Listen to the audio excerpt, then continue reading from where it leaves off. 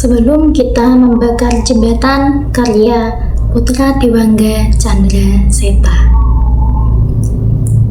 Sebelum jembatan itu terbakar, aku tahu aku pernah menyeberanginya bersamamu dan itu cukup. Aku selalu membayangkan pertemuan pertama kita sebagai takdir yang digariskan jauh sebelum kita lahir. Waktu itu, hujan turun deras, dan aku sedang bersembunyi di bawah payung yang terlalu kecil untuk tubuhku. Kau datang dari arah berlawanan, menggenggam buku-buku tebal dengan sampul yang sudah usang, serupa penyair yang terlempar dari dunia lain. Aku tidak pernah menyangka pria dengan kemeja biru basah dan rambut yang kacau itu akan menjadi seseorang yang membuatku ingin melawan dunia. Hati-hati mbak, licin, katamu waktu itu saat kakiku terpeleset di trotoar basah. Kita tidak bicara banyak setelahnya, hanya saling tukar senyum, dan aku melanjutkan langkahku sambil memikirkan bagaimana mungkin seorang bisa begitu peduli pada orang asing di tengah deras hujan. Sejak saat itu, kau menjadi alasan untuk pertemuan-pertemuan kecil. Awalnya kita berbincang soal buku, kau sering membawa novel-novel lama yang aku pikir sudah punah dari rak toko. Kita bertukar pikiran tentang banyak hal, politik, budaya, dan akhirnya agama. Aku tahu ini akan menjadi rumit sejak awal, tapi aku tidak bisa menahan diriku. Apa yang membuatmu yakin pada jalanmu? Tanyaku suatu sore di kafe kecil tempat kita biasa bertemu. Di luar, matahari hampir tenggelam, menyisakan jejak cahaya keemasan di langit yang gelap. Kau tersenyum kecil, menatap kopi hitam di depanmu sebelum menjawab.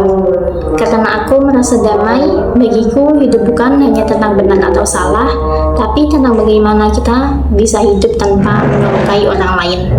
Aku terdiam, jawabanmu sederhana tapi mengena. Aku ingin bertanya lebih jauh, tapi aku tahu itu hanya akan menuntunku ke jurang yang lebih dalam. Kita berbeda, dan aku tahu dunia tidak pernah terlalu ramah pada mereka yang berbeda. Ketika akhirnya kita memutuskan untuk saling mencintai, aku tahu, aku juga sedang memutuskan untuk bertarung. Keluargaku tidak pernah terlalu kaku soal agama, tapi mereka juga tidak pernah benar-benar terbuka. Ibuku adalah seorang yang taat, rajin ke gereja setiap minggu pagi. Ayahku, meski jarang bicara soal iman, selalu percaya bahwa pernikahan hanya bisa terjadi jika pasangan berada dalam keyakinan yang sama. Keluargamu, di sisi lain, seperti benteng kokoh yang tidak mudah terobos.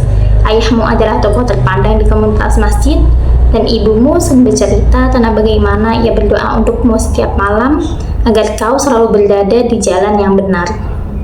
Apa kita bisa? Tanyaku padamu suatu malam.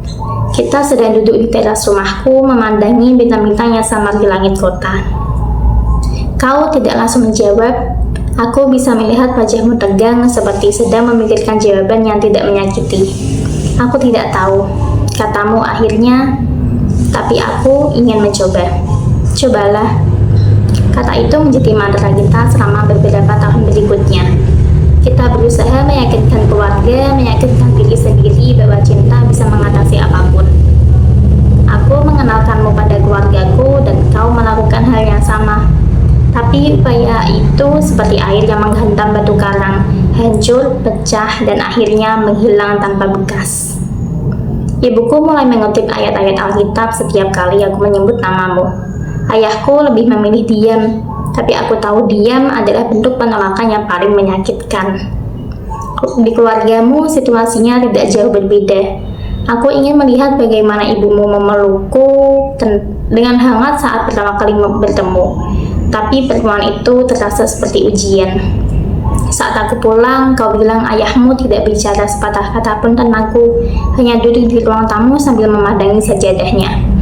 Puncaknya terjadi pada sebuah malam yang seharusnya menjadi perayaan ulang tahun ibuku. Kau datang dengan baju yang rapi, membawa kue coklat yang kau beli di toko favoritku. Aku tahu kau gugup, tapi kau tetap tersenyum dan mencoba menyesuaikan diri di tengah keluargaku yang memandangmu dengan penuh tanda tanya. Semuanya baik-baik saja, sampai salah satu pamanku yang mungkin sudah terlalu banyak minum anggur mulai bertanya soal imanmu. Jadi, Kalau nanti menikah, anak-anaknya bakal ikut agama siapa? Nadanya lebih tajam dari pisau dapur. Kau terdiam dan aku merasa dadaku membeku. Malam itu berakhir dengan keluargaku menatapmu seperti alien dan aku mengantarmu pulang sambil menahan air mata. Maaf, kataku. Aku tidak tahu mereka akan seperti itu. Tidak apa-apa, jawabmu, meskipun aku tahu kau sedang terluka. Setelah malam itu, segalanya menjadi lebih sulit. Kita mulai bertengkar, bukan karena kita tidak saling mencintai, tapi karena dunia tidak pernah berhenti menekan kita. Kau merasa bersalah karena aku harus melawan keluargaku, dan aku merasa bersalah karena kau harus mempertanyakan keyakinanmu. Aku hanya ingin kita bahagia, kataku suatu malam ketika kita duduk di taman kotanya sepi. Aku juga, jawabmu, tapi bagaimana kalau jalan menuju kebahagiaan itu tidak sama? Aku tidak punya jawaban, dan untuk pertama kalinya aku merasa cinta tidak cukup. Akhirnya kita sampai pada keputusan yang tidak pernah ingin kita buat. Kau memutuskan untuk pergi bukan karena kau tidak mencintaiku, tapi karena kau tidak ingin aku kehilangan keluargaku. Aku memutuskan untuk membiarkanmu pergi bukan karena aku tidak mencintaimu, tapi karena aku tahu dunia ini tidak adil bagi mereka yang mencoba menentangnya. Malam itu aku mengantarmu ke stasiun. Hujan turun deras sama seperti hari pertama kita bertemu. Kau memelukku untuk terakhir kalinya dan aku bisa merasakan tubuhmu bergetar. Jangan lupakan aku, katamu. Aku tidak akan, kataku. Meskipun aku tahu itu tidak akan membuat segalanya lebih mudah. Setelah kau pergi, aku sering memikirkan kita. Apakah kita terlalu lemah untuk melawan, atau justru terlalu kuat untuk saling menghancurkan? Aku tidak tahu. Yang aku tahu, cinta kita adalah api yang pernah menyala terang sebelum akhirnya padam karena angin yang terlalu kencang. Tapi aku tidak menyesal karena sebelum jembatan itu terbakar, aku tahu.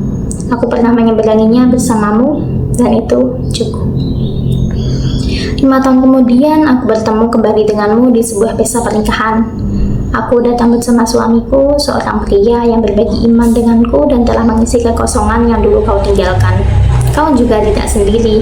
Di sampingmu berdiri seorang perempuan dengan senyum lembut, mengenakan hijab warna pastel yang tampak memandangmu dengan mata penuh cinta. Kita saling menyapa, awalnya canggung sebelum akhirnya nostalgia mengambil alih. Suamiku dan istrimu berbincang dengan hangat, sementara kita mencoba menghindari pertanyaan-pertanyaan lama yang sudah terkubur di masa lalu. Kamu bahagia? Tanyaku pelan saat kita berdua berdiri di balkon menghindari keramaian. Kau menatapku, aku lalu tersenyum kecil. Aku bahagia. Kamu? Aku mengangguk merasakan kejujuran di setiap kata. Ya, aku juga. Kita tidak berkata banyak setelah itu, hanya berdiri di sana, membiarkan angin malam membawa pergi sisa-sisa kenangan yang dulu terasa begitu membebani. Aku tahu, pada akhirnya kita telah menemukan jalan masing-masing. Jalannya tidak sama, tapi tetap membawa kita ke tempat yang seharusnya. Dan malam itu, untuk pertama kalinya, aku merasa benar-benar damai.